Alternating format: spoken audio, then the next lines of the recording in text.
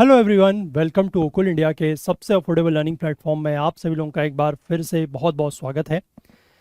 तो इस सेशन में हम लोग ये बात करेंगे कि अभी जो कुछ दिनों के बाद 16 जून के दिन यूपीएससी का सिविल सर्विसेज प्रीलिम्स का जो पेपर होने वाला है 2024 का, उसमें किस तरीके के हमें क्वेश्चंस पैटर्न देखने को मिल सकते हैं। ठीक है, कुछ तो पैटर्न्स क्वेश्चन का पैटर्न है जो यूपीएससी ने लास्ट ईयर बदला है थोड़ा सा, उसके बारे में तो आप लोगों को अभी तक जानकारी होगी। और एक नया क्वेश्चन का पैटर्न है वो भी इस साल देखने को मिल सकता है, तो उसके बारे में भी हम लोग इस सेशन में बात करेंगे। तो चलिए इस वीडियो को शुरू करते हैं।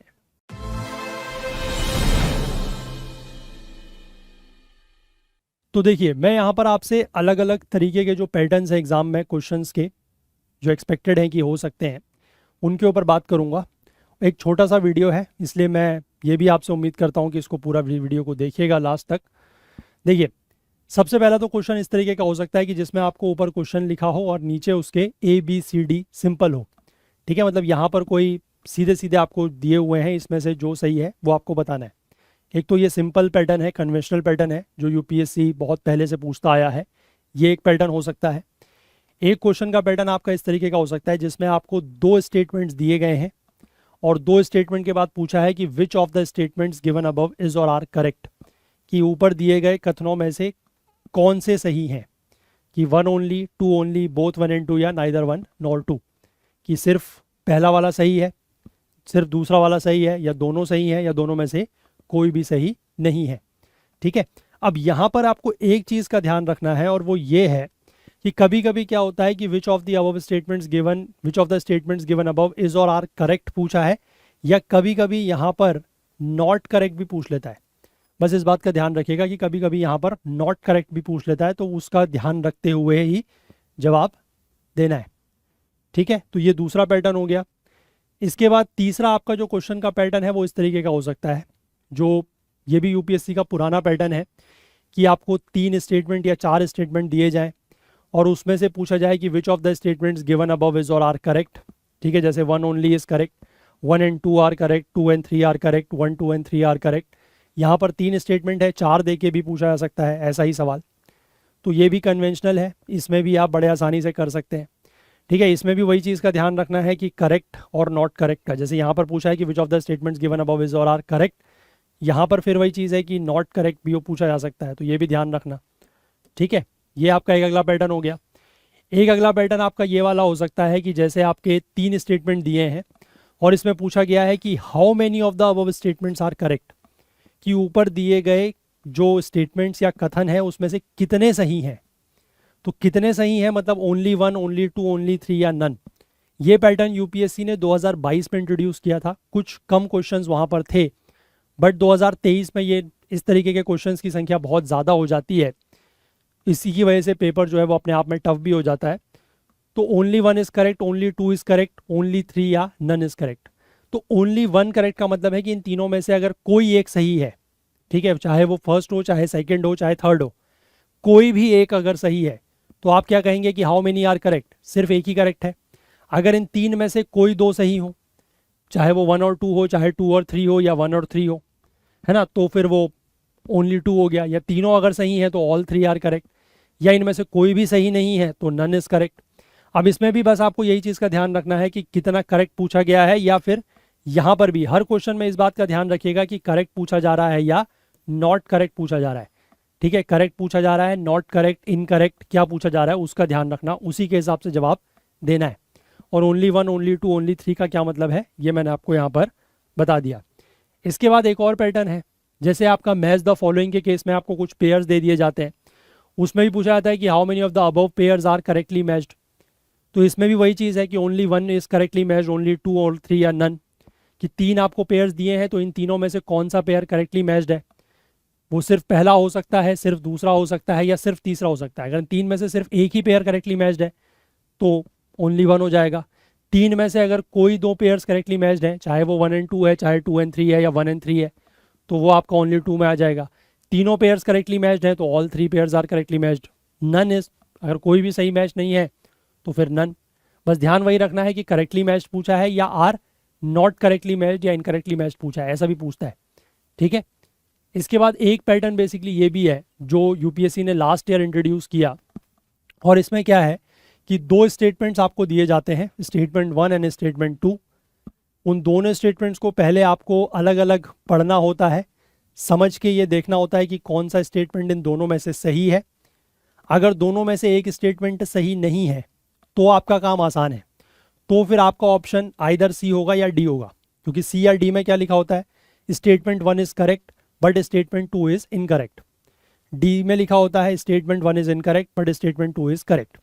यानी कि इन दोनों स्टेटमेंट में से अगर आपने ये पता लगा लिया कि दोनों में से कोई एक स्टेटमेंट गलत है तो आपका जवाब बड़ी आसानी से निकल जाता है। लेकिन इन क्वेश्चंस में आप फंसते तब हैं जब आपको दो स्टेटमेंट दिए हैं, लेकिन दो में से जब दोनों ही स्टेटमेंट सही हैं तो आपको फिर ये बताना होता है कि दोनों स्टेटमेंट सही तो है, लेकिन क्या स्टेटमेंट 2 जो है वो फर्स्ट वाले का करेक्ट एक्सप्लेनेशन है या नहीं है। ठीक है, तो उस केस में आपको थोड़ा सा जो है वो ज़्यादा डीप नॉलेज होने की ज़रूरत है, तभी आप इस तरीके के क्वेश्चन को कर सकते हैं। तो ये भी एक पैटर्न ऑफ क्वेश्चन है कि जिसमें आपको दो स्टेटमेंट्स दिए गए हैं और दोनों स्टेटमेंट के बीच में आपस में कुछ रिलेशन है नहीं है, सेकंड वाला पहले वाले का करेक्ट एक्सप्लेनेशन है या नहीं है, ये आपको पता लगाना होता है। और दोनों में से अगर एक स्टेटमेंट आपका गलत पता लग गया आपको तो फिर बड़ा आसान है। ठीक है, ये आपका एक पैटर्न है जो लास्ट ईयर यूपीएससी ने इंट्रोड्यूस किया। अब इसके बाद एक नया पैटर्न जो इस बार हमें देखने को मिल सकता है, उसकी मैं अगर आपसे बात करूं तो वो ये है। ये क्या है, देखो इसमें भी आपको एक क्वेश्चन दिया गया है, 4 स्टेटमेंट्स दिए गए हैं और इसमें पूछा क्या गया है कि how many of the above statements is और आर करेक्ट, कितने स्टेटमेंट जो हैं वो सही हैं। ऐसा सवाल तो पहले भी आ रहा था, लेकिन पहले क्या हो रहा था कि यहाँ पर आपको जो 1 2 3 4 लिखा गया है नंबर में, न्यूमेरिकल में, उसकी जगह आपको क्या लिखा हुआ मिल रहा था, ओनली 1। ठीक है, ओनली 1, ओनली 2 ऐसा लिखा हुआ था, है ना, only 1, only 2, only 3, all 4, none, ऐसा लिखा हुआ था। लेकिन अब यहाँ पर इन्होंने इसको थोड़ा सा चालाकी करी है और इसमें न्यूमेरिकल नंबर ऐड कर दिया है ना, न्यूमेरिकल ऐड कर दिया 1 2 3 4। अब होता क्या है कि जब इस तरीके का न्यूमेरिकल यहाँ पर ऐड कर दिया तो एग्ज़ाम में जब बच्चा प्रेशर में होता है, जल्दबाजी में होता है, तो उसने ये देखा कि यहाँ पर 1 2 3 4 है। अब उसने मान लीजिए पहला स्टेटमेंट पढ़ा, उसको लगा कि हाँ पहला स्टेटमेंट सही है, तो उसने यहाँ पर आंसर में 1 लगा दिया और वो आगे बढ़ गया, जबकि उसने पूरा क्वेश्चन पढ़ा ही नहीं कि इसमें पूछा वही गया है कि how many of the above statements is और आर करेक्ट। ठीक है, जब लास्ट ईयर ये ओनली 1 ओनली 2 वाला भी इंट्रोड्यूस हुआ था सिस्टम, तब भी बहुत सारे बच्चों को कंफ्यूजन हुआ था एग्जाम में कि ऐसा इसका क्या मतलब है। तो इस बार ओनली 1 ओनली 2 ये क्वेश्चन वही है, पैटर्न वही है, बस इसको थोड़ा सा लिखने का तरीका अलग कर दिया है सो दैट इससे कंफ्यूजन हो सकता है। और आई होप आप समझ पा रहे हो कि कंफ्यूजन क्या है ना। ये 1 2 3 4 का मतलब वही है कि कितने करेक्ट हैं, जिसका मतलब है ओनली 1, इसका मतलब है ओनली 2, इसका मतलब है ओनली 3, और 4 का मतलब है ऑल 4 आर करेक्ट। ठीक है, 1 करेक्ट का मतलब ये नहीं है कि ये वाला स्टेटमेंट करेक्ट है, 1 का मतलब है कि इन चारों में से सिर्फ एक स्टेटमेंट सही है, वो कोई भी हो सकता है, it can be second, it can be third, it can be fourth, it can be first. अगर चारों में से सिर्फ एक स्टेटमेंट सही है तो आपका आंसर होगा 1, यानी कि ऑप्शन ए। इन चारों में से अगर कोई 2 स्टेटमेंट सही है, वो 2 कोई भी हो सकते हैं, 1 एंड 2 हो सकते हैं, 1 एंड 3 हो सकते हैं, 1 एंड 4 हो सकते हैं, 2 एंड 3, 2 एंड 4, ऐसा कोई भी हो सकता है। अगर उनमें से कोई भी स्टेटमेंट आपका सही होगा, ठीक है, अगर 2 स्टेटमेंट सही है, मान लो ये वाला और ये वाला सही है, ठीक है, कोई 2 स्टेटमेंट अगर आपके सही है तो उस हिसाब से आप ये कह सकते हो कि फिर आंसर क्या होगा, B, that is 2 statements are correct. और कोई 3 अगर सही है तो उसके हिसाब से आप देख सकते हो कि फिर थर्ड वाला सही होगा, और चारों सही है तो फिर तो ठीक ही है ना।